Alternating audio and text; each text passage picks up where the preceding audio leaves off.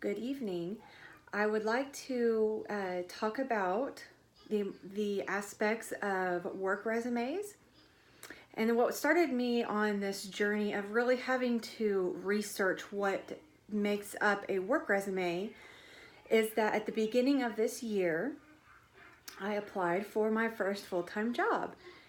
Yes, I am 32 years old now. I was 31 at the time, but I have been blessed over the past decade to work in a tax office where I knew the owner personally. She goes to our church, and so I didn't ever really have to fill out a resume.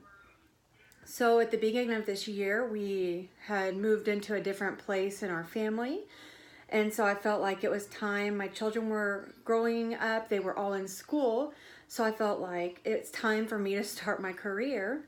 So I started researching the important aspects and what makes up a resume. So I'd like to talk on that tonight. The first thing that you're going to do when you make a resume, or the first section of a resume, is extremely important. It has to be correct. All your information needs to be correct because it is your header. Your header will include your name.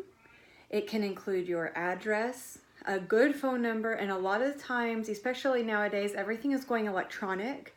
A lot of employers like to make a connection or make appointments through your email. So always list a valid email, something that you check daily.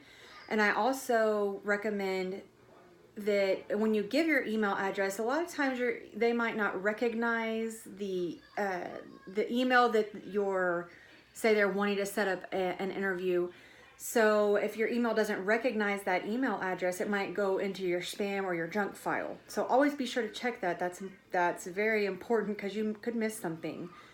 The second part, or the second aspect of your work resume, is going to be something that I was taught to call an objective statement. An objective statement simply states what you are reaching for, what you're trying to strive, why you want to be employed with this certain company, why you think that this job fits your character or your personality, what makes you fit into it.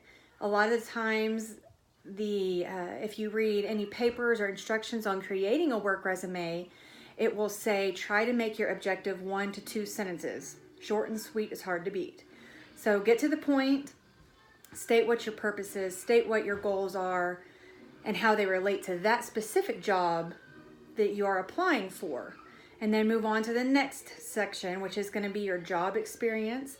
A lot of times, employers are interested in knowing how hard of a worker you are, but in some of our cases, we can have a lot of jobs that don't necessarily, they're not relative, I guess is a good word, to the job that you're applying for. So sometimes it's better to scroll through your resume and make sure that you're only putting in information that is relative to the job that you are trying to be hired for.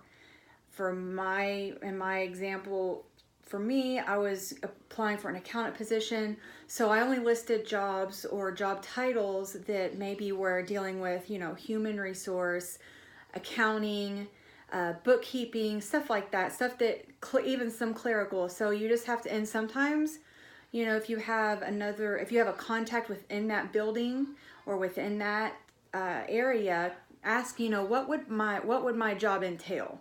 So that's what kind of jobs you can list. Lastly, you would list your skill set. For instance, it could be Microsoft Word, it could be QuickBooks, it could be Quicken, it could be PeopleSoft, different types of computer systems that you have experience in, or that you feel that you could even list on there QuickBooks, limited experience, but I feel that I could grow in knowledge. And then lastly, you can always have your references down at the bottom. A personal reference is good, and also a previous job reference is good. So in conclusion, it's always important to know the aspects of a resume.